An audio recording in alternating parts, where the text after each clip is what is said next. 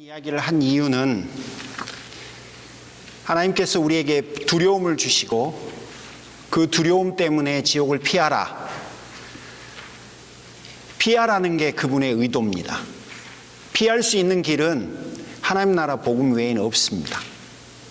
그러므로 여러분 지옥에 관한 성경의 메시지를 보실 때마다 그분의 의도가 그 지옥을 피하라는 데 있음을 기억하고 하나님 나라 복음에 헌신하시기를 바랍니다. 지난주에 드렸던 메시지의 핵심은 사실은 되게 심플합니다. 천국에 관한 수많은 성경의 묘사들을 여러분에게 설명해 드렸고, 그리고 제가 여러분에게 드렸던 말씀 중에 사실은 자기 회한적 이야기를 제가 좀 드렸는데, 여러분 우리가 다 알지만 우리는 그렇게 안 살 거고, 그렇게 살려고 하는 마음도 없을 거고, 그리고 그렇게 살려고 노력해도 살 수 없을 거라는 이야기를 했습니다. 그건 제 이야기라기보다 모세가 신명기 30장 1절에서 한 이야기를 제가 풀어서 여러분에게 설명드린 거였습니다. 그러면 어떻게 해야 되나? 여러분, 살 마음도 없고 살려고 하는 마음을 먹더라도 살 만한 능력도 없는 나는 그러면 어떻게 신앙생활하고 인생을 살아야 하나? 방법은 한 가지밖에 없다고 말씀드렸어요. 주의 은혜를 의지할 수밖에 없어요.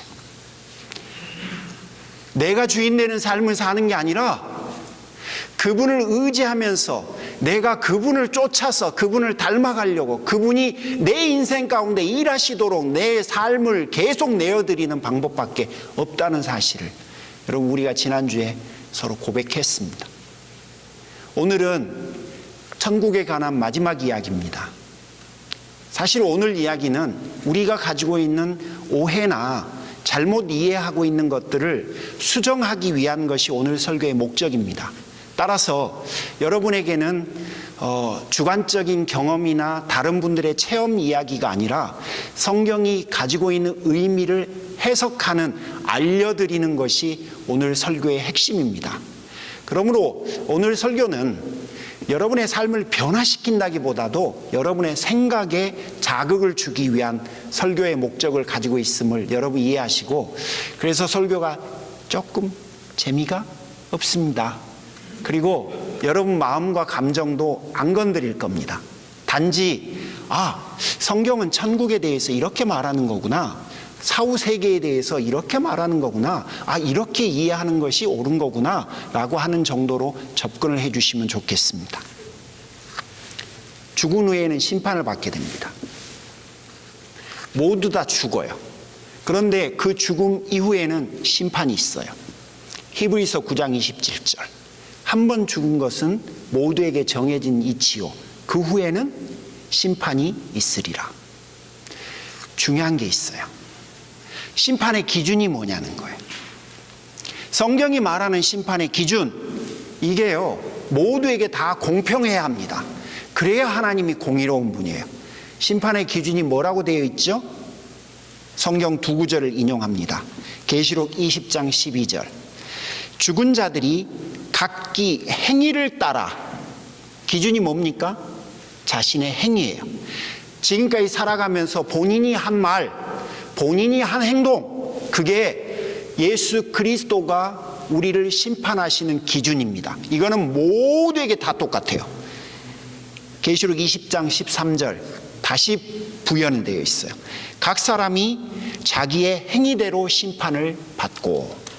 그렇다면 죽음 이후에 어린 양 앞에 갔을 때 모두가 심판을 받는데 그 심판의 기준은 본인이 한 말과 행동이에요.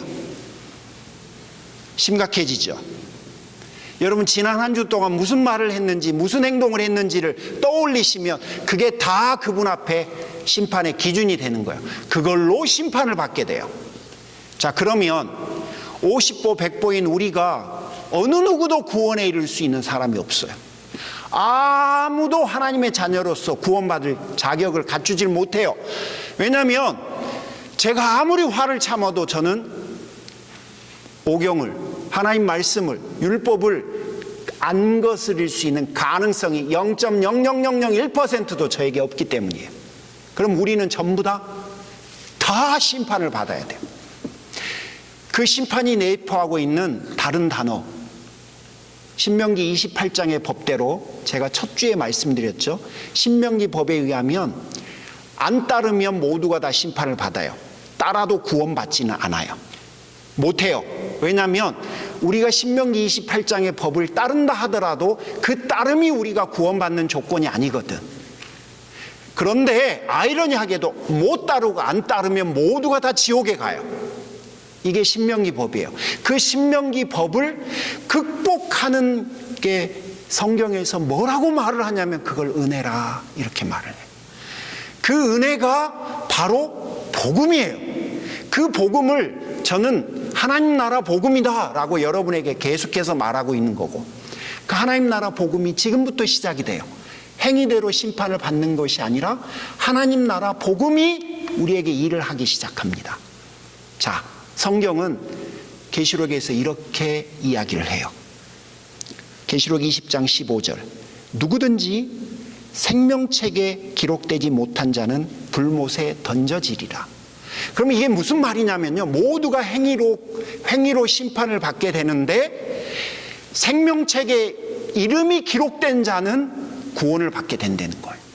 그러면 생명책에 이름이 기록된 사람이 누구냐면 성경에 의하면 예수 그리스도를 주로 고백한 자가 생명책에 이름이 기록된다라고 되어 있습니다.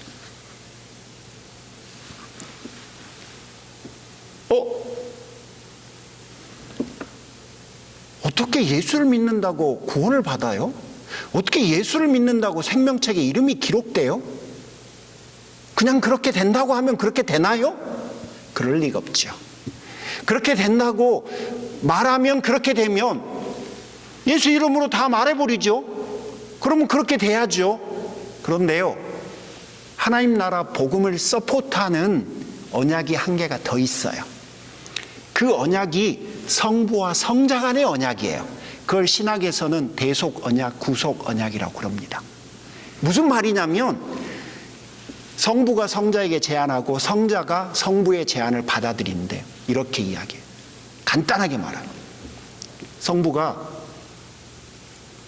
다시금 하나님의 자녀들을 모으고 그들을 구원하기 위한 계획을 세울 거고, 그 계획의 정점에 성자가 십자가 위에서 죽어야 해요. 그러면 그 죽음을 믿는 자들에게는 다시 조건 없이 하나님의 자녀가 되는 은혜를 베풀겠다는 게 성부의 이야기였어요.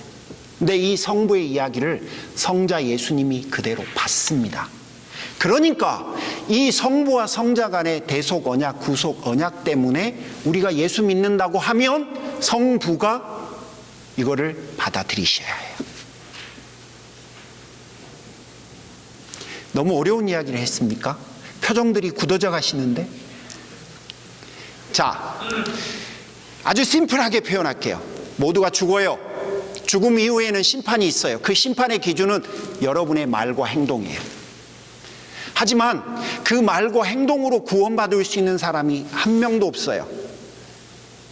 그럼 뭡니까? 길이 있어요. 그 길이 복음이에요. 그 복음이 뭐냐면 예수 그리스도를 믿는 믿음. 그 믿는 자에게는 이름이 생명책에 기록이 되고, 생명책에 기록이 되는 이유는 성부와 성자 간의 약속 때문이에요. 그리고 그 약속을 성취하기 위해서 성자가 오셔서, 또 주성자 권사님이 또 눈에 띄네, 오셔서 그 일을 이루신 거예요. 그래서 우리는 주 앞에 섰을 때 당당하게 내가 복음을, 하나님 나라 복음을 믿습니다 라고 그분 앞에 말할 수 있는 겁니다. 그래서 우리는 구원을 받게 됩니다. 그 다음 한번 가보죠. 천국과 지옥 외에 다른 곳이 있습니까? 라고 하는 의문점이 생기실 거예요. 다른 곳이 있습니까, 여러분? 없습니까? 원칙적으로 다른 곳이 없습니다. 근거가 뭡니까? 전도서 12장 7절. 흙은 여전히 땅으로 돌아가고 영은 그것을 주신 하나님께로 돌아간다. 이게 무슨 이야기냐면요, 우리가 흙으로 만들어졌고 하나님의 영으로 부음받았어요. 그래서 우리가 흙과 영, 육과 영으로 되어 있는 거예요. 육체는 온 곳인 흙으로 다시 돌아가요. 영은 온 곳으로 하나님에게로 다시 돌아가요. 그러므로 우리가 육과 영 외에 다른 곳으로 갈 곳은 존재하지 않아요. 그런데 목사님, 그러면 연옥은 뭐예요? 이게 굉장히 어려운 이야기인데 잠시 여러분의 이성을 좀 저한테 가져오셔야 돼요. 무슨 이야기냐면요, 죽으면 그러면 우리가 바로 지옥 가고 죽으면 바로 우리가 천국 가요? 죽으면 우리의 몸이 부활할 때까지 기다려야 된다고 하지 않았어요?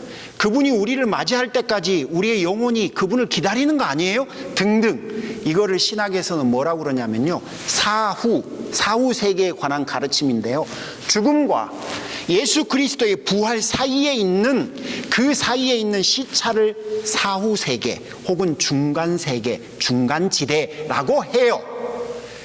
이것에 대한 가르침과 설명 중에 하나로 나오는 게 연옥이에요. 무슨 이야기냐면요, 영혼이 어딘가에 가 있어야 하잖아요. 이 영혼이 여러분 주님 오실 때까지 기다려야 하는 거니까, 몸이 주님 오실 때까지 부활을 기다려야 되는 거니까 어딘가를 가 있어야 하잖아요. 이따 말씀드리지만 천국으로 쫙 가야 되는데 이 천국이 우리가 생각하는 그곳이 아니거든, 성경이 말하는 건. 그러면 이걸 어떻게든지 설명해야 되잖아요. 아쉽고 안타깝지만 성경은 이 부분에 대해서 침묵을 해요. 그러니까 이 중간지대, 중간세계, 사후세계, 주님께서 다시 오셔서 우리의 영혼을 부활시킬 때까지 우리의 영혼이 어디에 있는지에 대해서는 알 길이 없어요. 근데 이거에 대해서 캐톨릭이 설명할 때 그 근거를 마카비하라고 하는 외경에서부터 가져와서 연옥이라고 하는 것이 생긴 거예요. 무슨 이야기냐면요, 대기한다는 거예요. 주께서 부활하셔서 재림하셔서 우리를 부를 때까지 그곳에서 스탠바이 한다는 겁니다. 이해가십니까? 그래서 만들어진 게 연옥설이에요. 하지만 안타깝게도 목사인 저는 더 이상 드릴 수 있는 가르침이 없어요. 왜냐하면 이 부분은 성경이 우리에게 안 가르쳐줘요. 사후에 천국에 갈 때까지, 예수님이 부활하실 때, 재림하셔서 우리를 부활시킬 때까지 우리의 영혼이 어디에 가 있는지 가르쳐주질 않아요. 그러므로 여기에 대해서는 제가 드릴 수 있는 말씀이 없습니다. 이건 저뿐만 아니라 모든 신학자들이 아무 말 못해요. 그러므로 이 부분에 대해서 누가 무슨 말을 하든 그거는 넌 비블리컬이에요. 원칙적으로는 그래요. 그 다음 한번 보겠습니다. 죽은 후에 우리가 서로를 알아볼 수 있습니까? 알아볼 수 있습니다. 알아볼 수 있습니다. 근거를 말씀드리겠습니다. 누가복음 16장, 부자와 나사로의 비유. 본문에 보면 부자는 자신이 지옥에 있다는 걸 알았고요, 본문에 보면 나사로는 천국에 있다는 것을 누가 알았어요? 부자가 알았어요. 자, 그렇다면 그 본문이 의식이 있다는 거죠. 그러므로 서로를 알아볼 수 있다는 겁니다. 또 다른 근거, 예수님이 십자가 위에 강도에게 이런 말씀하셨어요. 오늘 내가 나와 함께 낙원에 있으리라. 낙원에 있다는 것을 그 강도가 알 수 있다는 겁니다. 바울 이야기도 좀 하겠습니다. 빌립보서 1장 23절, 바울의 설명에 의하면 죽는 것은 그리스도와 함께 하는 거다라고 설명해요. 그러니까 몸을 떠나는 것이 주와 함께 하는 거다라고 고린도후서 5장 8절에서 말을 해요. 이 말은 뭔 말이냐면요, 몸을 떠나고 죽고 모두가 그리스도와 함께 있다는 것을 의식하고 알 수 있다는 이야기예요. 그러므로 여러분, 천국에서 우리가 서로를 알아볼 수 있다라고 성경이 말을 한다고 결론 맺을 수 있습니다. 목사님, 퀘션. 잠잔다고 하잖아요. 분명히 성경은 죽음을 잠잔다고 해요. 잠자는 건 알아볼 수 없어요. 그건 무의식의 상태로 들어간다는 말이에요. 그런데 어떻게 알아볼 수 있어요? 어떻게 의식이 있을 수 있어요? 여러분, 그거는 오해. 잠잔다는 건요, 잠잔다는 성경적인 표현은요, 죽음을 부드럽게 표현하는 거지 우리에게 의식이 없다는 것을 말하려고 하는 의도가 아니에요. 그러므로 성경이 저가 잔다라고 표현할 때 무의식의 상태가 된다라는 그런 의미가 아니라 우리의 죽음을 이곳에서 잠시 저쪽으로 옮겨갔다라고 하는 그런 미화적인 표현으로 사용하였던 것일 뿐입니다. 그러므로 이와 같은 근거에 의해서 천국과 지옥에서는 서로가 서로를 알아볼 수 있다라고 결론 맺을 수 있습니다. 그 다음 한번 보겠습니다. 지금부터는 주님의 재림과 부활 등 종말의 날에 이루어질 일들을 제가 성경적인 순차로 한번 재구성을 해보겠습니다. 요한계시록 말씀에 의하면 7번째 마지막 나팔이 울리면 죽은 자들이 육체로 부활하게 됩니다. 무덤 속에 있는 자들이 그 나팔 소리를 듣는 순간 육체를 안고 살아나는 거예요. 그리고 살아있는 성도들은 홀연히 변화되기 시작합니다. 그런데 정말 어려운 난제 중에 하나가 여기서 생겨요. 그 소위 말하는 부활할 때 입은 몸이라는 겁니다. 우리는 그걸 부활체라고 해요. 이게 어떻게 생겼을까? 사실은 모릅니다. 몰라요. 고린도전서 15장 44절에 의하면 그 레퍼런스가 딱 하나 나오는데요. 육의 몸으로 심고 신령한 몸으로 다시 살아난다 라고 되어 있어요. 즉 무슨 이야기냐면 명확한 거는 한 가지예요. 육신이라는 겁니다. 우리가 육체로 부활한다는 거예요. 하지만 그 육체가 지금과는 다른 육체라고 되어 있어요. 그거를 변화된 몸 혹은 신령한 몸이라고 표현되어 있는데 이 신령한 몸이 어떤 수준이고 어떤 모습일지에 대해서는 안 나타나요. 유축컨대 예수 그리스도께서 부활하신 이후에 가지셨던 그런 육체가 아니었을까 정도로 유추를 하고 있습니다. 하지만 더 이상은 모릅니다. 그러니 거기까지만 우리가 생각하면 좋겠어요. 그 다음 재림 때에 살아있는 신자들은 하나님 앞에 들림을 받게 됩니다. 그리고 모든 성도들이 들림 받은 이후에 하나님의 심판이 이 땅에 임합니다. 그런 후에 계시록 21장 3절 하나님은 친히 그들과 함께 계셔서 하나님께서는 그분의 백성들을 재배치하고 천국에서 내려오셔서 우리와 함께 이 땅에 거하십니다. 단어를 다시 바꾸겠습니다.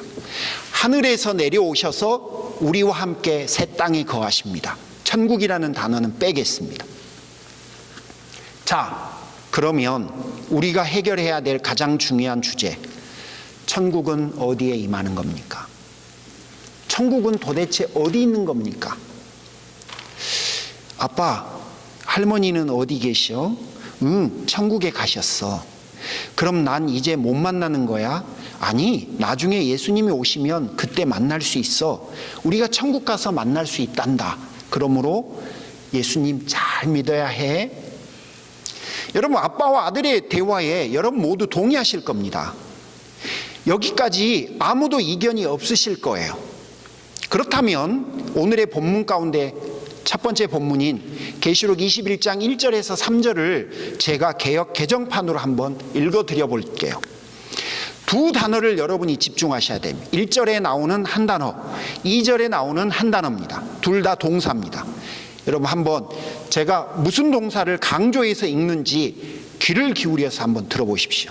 1절, 또 내가 새 하늘과 새 땅을 보니 처음 하늘과 처음 땅은 없어졌고 바다도 다시 있지 않더라. 어떤 단어를 제가 강조했습니까? 다시 제가 좀 더 강조해드렸어야 됐는데, 또 내가 새 하늘과 새 땅을 보니 처음 하늘과 처음 땅은 없어졌고 바다도 다시 있지 않더라. 어느 단어? 없어졌다. 이 없어졌다는 단어를 이해하는 게 매우 중요해요. 없어졌다는 단어를 영어 성경에서 보면 파괴했다라고 하는 destroy라고 하는 단어를 쓰지 않고요, pass away라고 써요. pass away. 이 둘은 어감의 차이가 명확해요. destroy는 완전히 파괴시키고 전멸시키는 거지만 pass away는 그렇지 않아요. 자, 그러면 무슨 뜻일까요? 이게 우리가 오늘 해결해야 될 가장 중요한 거예요. 무슨 이야기냐면요, 우리는 상식적으로 주의 재림 때 주께서 세상의 모든 것을 다 파괴한다고 생각을 해요. 하지만 계시록을 보세요. 절반, 3분의 2, 절반, 3분의 1 계속해서 그렇게 표현을 하지 전부는 아니에요. 굉장히 중요한 근거예요. 무슨 이야기냐면 유황과 불로 전멸시키는 것 같지만 성경은 전체를 없앤다는 말을 한 번도 한 적이 없어요. 다만 이 세상 가운데 악한 것을 제거하신 후에 본래 그분께서 보시기에 좋았던 상태로 회복시키는 일만 계시록에서 합니다. 진짜 중요한 힌트를 드린 거예요. 두 번째, 2절. 또 무슨 단어가 중요한지를 여러분 찾아보십시오. 또 내가 봄에 거룩한 성 새 예루살렘이 하나님께로부터 하늘에서 내려오니 그 준비한 것이 신부가 남편을 위하여 단장한 것 같더라. 무슨 단어가 중요하죠? 내려오는 거예요. 자, 보세요. 처음 땅과 처음 하늘을 1절에서는 어떻게 하자고 그랬죠? 부분 없애요. 정화시켜요. 그런 다음에 새 하늘과 새 땅이 하늘에서부터 어디로 내려온다고요? 어디로 내려와요? 여기로 내려와요. 여기로 내려와요. 성경은 천국이 어디에 임합니까? 라고 할 때 우리는 다 천국이 저 하늘에 임한다고 생각해요. 그런데 성경은 뭐라고 하냐면 천국은 이 땅에 임한다고 해요. 이 땅에 천국이 만들어진다고 해요. 자, 지금부터 그 근거를 제가 다시 한번 성경적으로 접근합니다. 신학자 중에 안토니 호크마라고 하는 굉장히 보수적인 신학자가 있는데요. 그러니까 보수적이라고 하는 단어를 제가 넣었던 이유는 뭐냐면요, 기존에 우리가 가지고 있었던 천국은 저 하늘에 임할 거야 라고 하는 것을 받아들일 법한 그런 신학자인데, 이분이 이렇게 말을 해요. 새 예루살렘은 공간 멀리 하늘에 있지 않고 새롭게 된 땅으로 내려온다. 새롭게 된 땅은 계시록 21장 1절과 2절의 과정을 거친 이후에 우리가 살고 있는 이곳을 말해요. 그곳에서 구속받은 자들은 부활한 몸으로 영생한다. 간단해요. 성경은 천국이 우리가 알지 못하는 어떤 세상에서 이루어진다라고 말하는 것이 아니라 우리가 살고 있는 이 땅에 임한다라고 설명해요. 성경 안에 있는 다른 두 가지 근거를 설명하겠습니다. 계시록 21장 2절에 있는 천국은 이 땅에 임해요 라고 하는 것을 근거할 수 있는 성경의 본문들 두 개를 제가 드릴 거예요. 첫 번째는 여러분, 뭐니 해도 성경 전체가 가지고 있는 흐름이 이걸 서포트합니다. 무슨 이야기냐면요, 범죄하기 전 아담과 하와가 살았던 에덴 동산을 성경은 천국이라고 해요. 맞죠? 그런데 이 에덴 동산이 우리가 사는 곳 어딘가에 있었는지는 솔직히 몰라요. 지금 우리는 몰라요. 모르지만 아는 것은 딱 명확하게 아는 게 한 가지가 있어요. 그게 뭐죠? 이 땅에 있었다는 겁니다. 그 에덴 동산이 어디에 있는지는 아무도 모르지만 적어도 우리가 모두가 알 수 있는 건 뭐냐면 이 땅에 그 천국이 있었다는 거예요. 문제는 죄가 들어온 후에 그 천국이 더럽혀져요. 중요한 거는 그 죄만 없애면 되는 거예요. 그 죄를 없애는 여정과 과정을 요한계시록은 1장부터 22장까지를 쭉 설명하는 겁니다. 그리고 하나님은 당신이 만드신 이 땅에 대한 소유권을 그분이 한 번도 포기한 적이 없다는 사실을 여러분이 꼭 중요시 여기셔야 돼요. 하나님은 이 땅을 천국으로 만드시고 죄가 들어와서 더럽혀졌으니 이 땅은 다 파괴야. 아무것도 없어. 남아있질 않아. 그리고 이거는 이제 앞으로 내가 원하는 곳이 아니야. 그러신 적이 단 한 번도 없어요. 오히려 그것을 죄의 족쇄로부터 풀어서 하나님의 의도하신 대로 회복시키겠다고 성경은 여러 번 하나님이 피력하셨어요. 들어보세요. 시편 24편 1절. 땅과 거기에 충만한 것과 세계와 그 가운데 사는 자들은 다 여호와의 것이로다. 하나님 포기하신 적이 없어요. 에베소서 1장 10절. 하늘에 있는 것이나 땅에 있는 것을 다 그리스도 안에서 통일하게 하시려는 것이다. 무슨 이야기예요? 회복하시겠다는 겁니다. 마지막 사도행전 3장 21절. 만물을 회복하실 때까지는 하늘이 마땅히 그를 받아두리라. 그분이 가지고 계신 궁극적 의도가 이 땅에서 죄를 제거하신 후에 처음의 상태로 회복시키는 게 바로 하나님의 의도라는 겁니다. 그러므로 천국은 죄를 완전히 제거하신 후에, 다시 말해서 태초에 하나님이 보시기에 좋았던 상태로 되돌리신 후에 천국이 이 땅에 다시 임하게 될 거라는 것이 오늘 본문의 가르침이에요.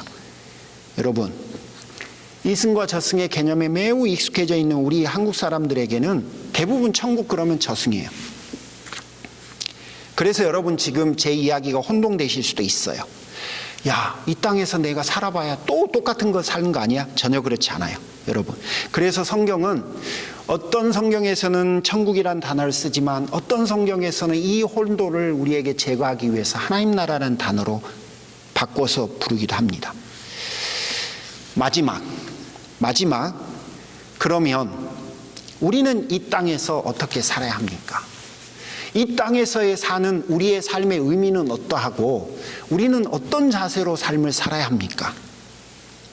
여러분, 되게 간단해요. 이곳에서의 삶이 유일한 삶이 아니라는 것을 우리가 이해해야 합니다. 끝이 아니기 때문에 이곳에서의 삶이 우리에게 그만큼 중요한 거예요.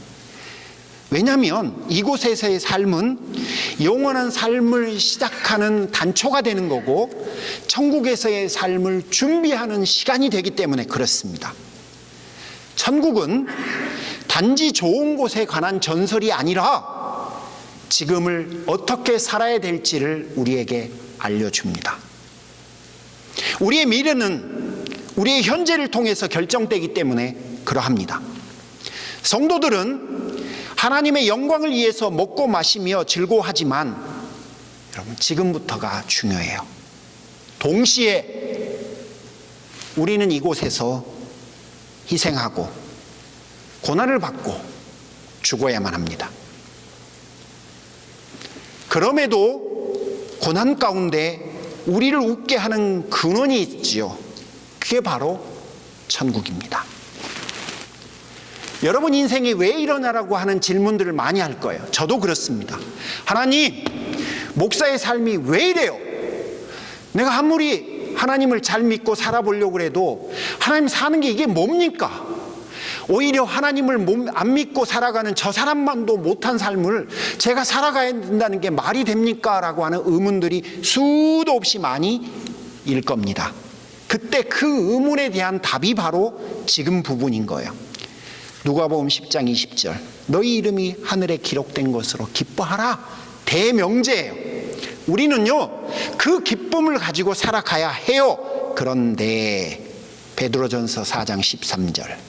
오히려 너희가 그리스도의 고난에 참여하는 것으로 즐거워하라. 이는 그의 영광을 나타내실 때 너희로 즐거워하고 기뻐하게 하려 함이라. 히브리서 12장 1절. 인내로써 너희 앞에 당한 경주를 임하라. 히브리서 12장이 우리에게 인내라고 하는 단어를 가지고 와요. 고린도전서 15장 58절. 그러므로 사랑하는 형제들아, 결실하며 흔들리지 말고 항상 주의 일에 더욱 힘쓰는 자들이 되라. 이는 너희 수고가 주 안에서 헛되지 않을 줄 알미라. 성도는요, 그래서 달려가야 해요. 천국은 우리를 달려가게 만듭니다. 그리고 그 달려감을 낙심해서 무릎 꿇고 포기하지 않도록 격려합니다.